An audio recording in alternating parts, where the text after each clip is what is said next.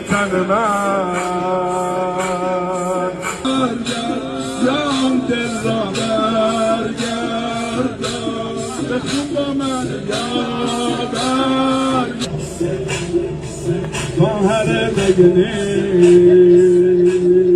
پیکر تو رها السلام علی من دفن اهل قرا نمیدونیم چقدر پیکر سرگردان درش برسه باید صدای برادر به خواهرش برسه سید الشهدا سید الشهدا نیست که امام رضا فرمود یا ابن الشبیب